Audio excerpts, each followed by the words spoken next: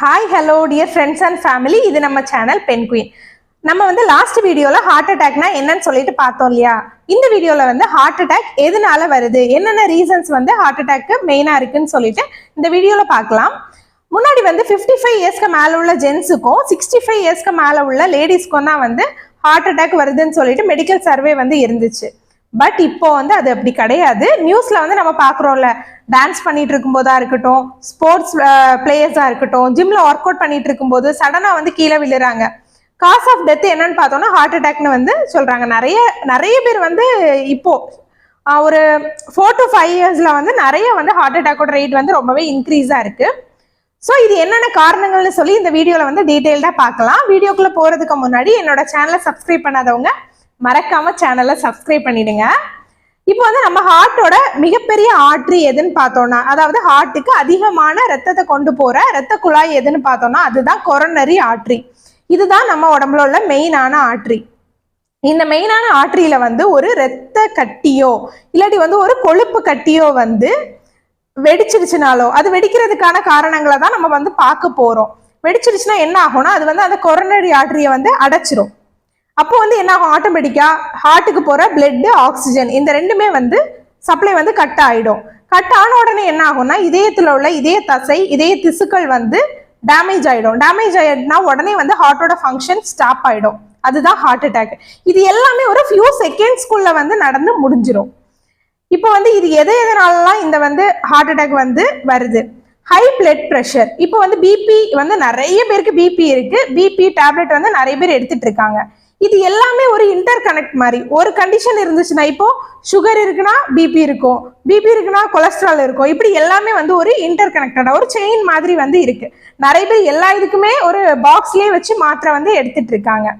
இப்போ வந்து high blood ப்ரெஷர்னா என்னன்னு சொன்னா, நம்ம உடம்புல வந்து ப்ரெஷர் அதிகமாகும் போது என்ன ஆகும், ரத்தம் வந்து ஸ்பீடா ஓட ஆரம்பிக்கும் போது என்ன ஆகுதுன்னா குட்டி குட்டி பிளட் வெசல்ஸ் இருக்கும்ல, குட்டி குட்டி ரத்த குழாய்கள் வந்து டேமேஜ் ஆகுது. இது என்ன ஆகும், பெரிய டேமேஜை வந்து கொண்டு போகும். இந்த பிளட் ப்ரெஷர் யாருக்கெல்லாம் இருக்கும்னு பார்த்தீங்கன்னா, ஒபிசிட்டி அதாவது ஓவர் வெயிட், இன்னொன்று கொலஸ்ட்ரால், இன்னொன்று டயபெட்டிஸ். பார்த்தீங்களா, எல்லாமே இன்டர் கனெக்டட். இப்போ பிபி இருக்கிறவங்களுக்கு குண்டா இருப்பாங்க, ஒபிசிட்டி, கொலஸ்ட்ரால், டயபெட்டிஸ். இதுல வந்து ஒபிசிட்டி இருக்கிறவங்க எப்படின்னா, இப்போ வந்து ஓவர் வெயிட்டா இருப்பாங்க. அப்போ அவங்க உடம்புல வந்து ஃபேட் வந்து இன்க்ரீஸ்டா இருக்கும். ஃபேட் இன்க்ரீஸ்டா இருக்கும்போது என்ன ஆகும்னா ஆட்டோமேட்டிக்கா அவங்களுக்கு ஒரு வேலையை செய்யும் போது எனர்ஜி வந்து அதிகமா தேவைப்படுது. அப்போ ஆட்டோமேட்டிக்கா ப்ரெஷர் வந்து இன்க்ரீஸ் ஆகுது. சரிங்களா? இன்க்ரீஸ் ஆகும்போது பிளட் வெசல்ஸ் வந்து ரப்சர் ஆகுது.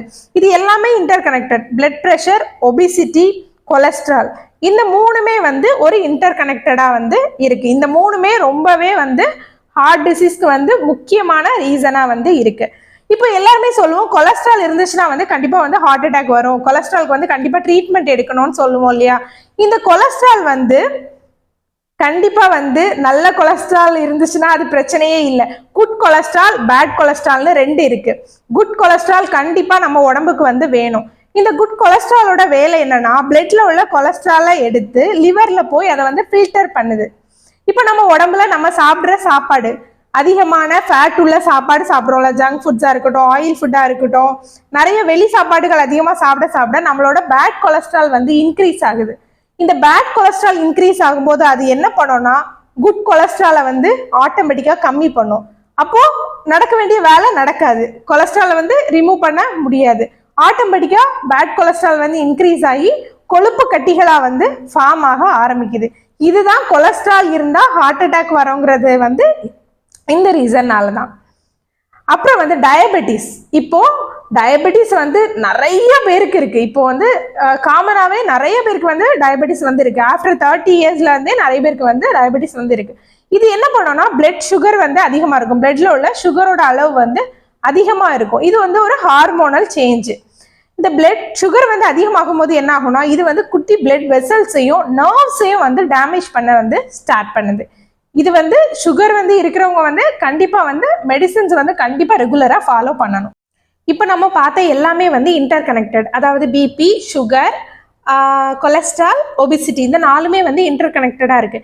இதுக்கு அடுத்த ரீசன் என்னன்னு பார்த்தீங்கன்னா ஃபேமிலி ஹிஸ்ட்ரி. இப்போ வந்து அப்பா, அம்மா இல்லாட்டி தாத்தா, பாட்டிக்கு வந்து ஹார்ட்ல ஏதாவது இஷ்யூஸ் இருந்துச்சுன்னா அது ஜெனட்டிக்கா வரதுக்கான வாய்ப்புகள் வந்து இருக்கு. வாய்ப்பு தான் இருக்கு, கம்பல்சரி கிடையாது.